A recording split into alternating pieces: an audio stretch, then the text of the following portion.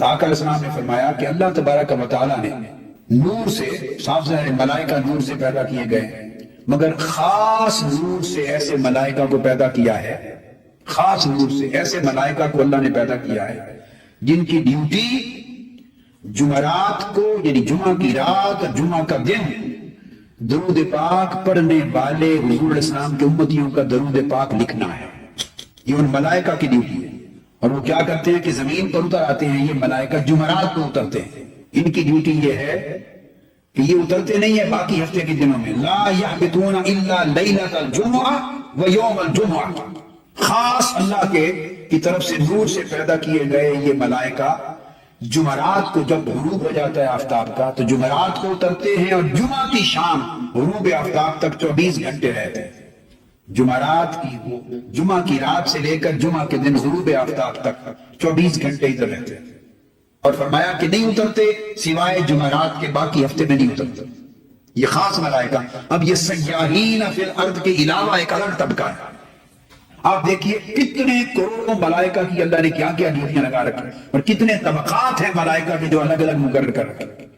جو سیاحین ہیں، سیارۃ من الملائکہ، وہ تو 24 گھنٹے ہفتے کے 7 دن، سال کے 365 دن ہی ادھر رہتے ہیں، شریک ہوتے ہیں، اوپر جاتے ہیں، پھر آتے ہیں، پھر اوپر جاتے ہیں، وہ تو ہم وقت ادھر رہتے ہیں اور جاتے ہیں۔ یہ وہ ملائکہ ہیں خاص جو جمعرات کو اترتے ہیں، جمعہ کی رات کو اور جمعہ کے دن، اور یہ سونے کے قلم لے کر آتے ہیں۔ پھر سونے کے جو قلم ہوتے ہیں اور اس کے ساتھ اپنی دوات بھی لے کے آتے ہیں، نورانی دوات ہوتی ہے، وہ چاندی کی بنی ہوئی ہوتی ہے، اور نور کی تختیاں لے کے آتے ہیں، قراطیس، نور کے دفتر لے کر آتے ہیں، پوری نوٹ بک،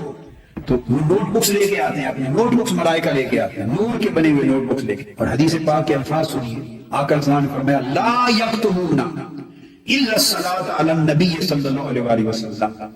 اس حدیث کو امام دیلمی نے مسند الفردوس میں روایت کیا، امام دیلمی نے حضرت سیدنا علی کرم اللہ وجہ الکریم سے یہ حدیث روایت۔ تو سونے کے قلم سے، چاندی کی دوات اور نور کی نوٹ بک کاپیز ہیں ان کے ہاتھ میں، اور آقا علیہ السلام نے فرمایا اور کچھ نہیں لکھتے، ان کی ڈیوٹی آپ کے نامہ اعمال کی طرح باقی اعمال لکھنا نہیں ہے، وہ اور ملائکہ کا کام ہے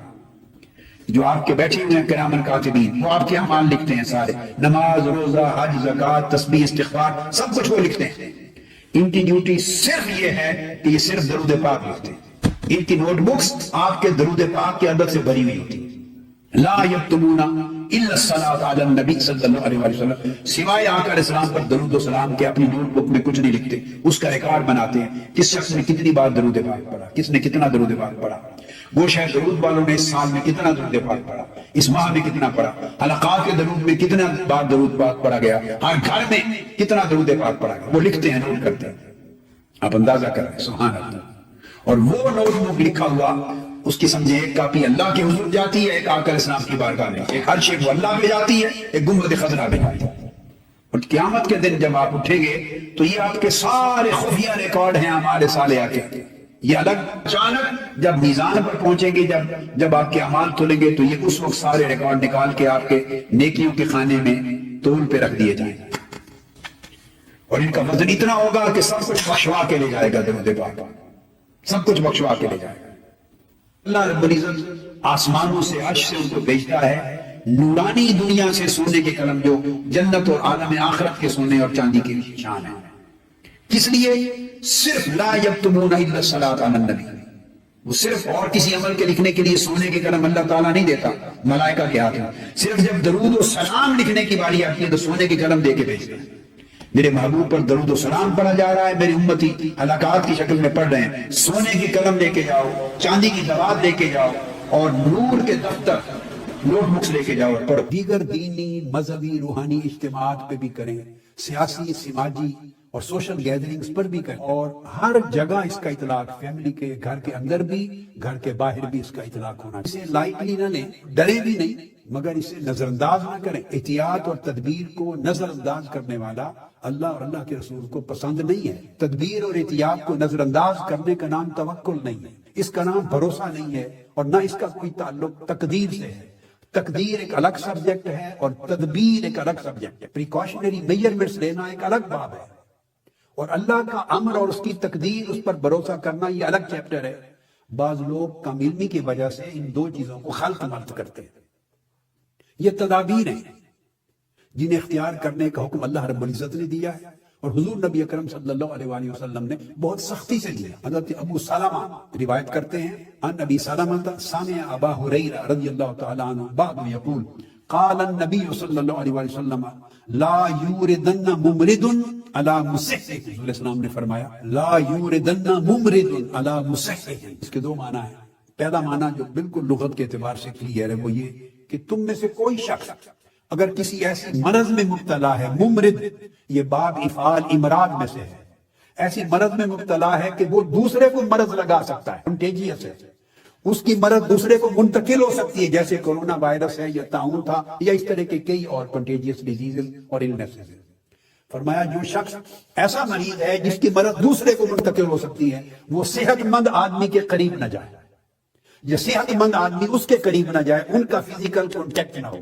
ایک دوسرے کے قریب نہ بیٹھے۔ اس کا مطلب ہے مصافحہ نہ کریں، مل جڑ کے نہ بیٹھیں قریب۔ جو اس کی وجہ سے میں نے کہا کہ جمعہ کے اجتماعات سمیت دیگر جملہ اجتماعات سیاسی، مذہبی، دینی، سماجی، اس عرصے میں جہاں لوگوں کا میل ملاپ ہوتا ہے اور فزیکل کانٹیکٹ ہوتا ہے وہ بند کر دیا جائے جب تک اللہ رب العزت اس وبا کو اٹھا نہیں لیتے۔ اسی طرح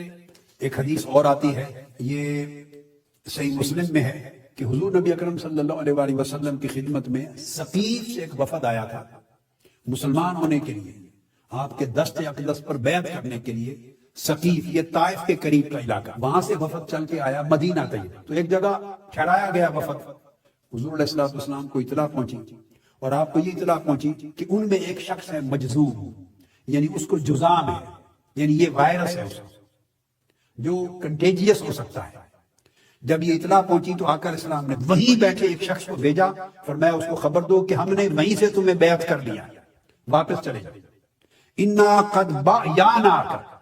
فرجع، ان الفاظ کو پھر غور سے سن، انا قد بایعناک فرجع، ہم نے تمہیں بیعت کر لیا۔ یہ ادھر ہی پیغام بھیجا جہاں دور وہ بیٹھے تھے، فرجع واپس چلے جاؤ، یہاں نہ۔ آقا علیہ السلام نے اپنے پاس مجلس میں، چونکہ دیگر صحابہ کرام بھی بیٹھے ہوتے تھے، بچے بھی بیٹھے ہوتے تھے، اور یہ جگہ ایسی تھی کہ جہاں پھر ہر وقت لوگوں کا 5 وقت نماز میں کثرت کے ساتھ آنا جانا تھا، تو آقا علیہ السلام نے کہ وائرس آگے کسی کو منتقل نہ ہو، اس کو اپنی مجلس میں نہیں آنے دیا، اور فرمایا ہم نے تمہیں بیعت کر لیا، تم واپس چلے جاؤ۔ ان الفاظ کے ساتھ آقا علیہ السلام کو واپس بھیجا۔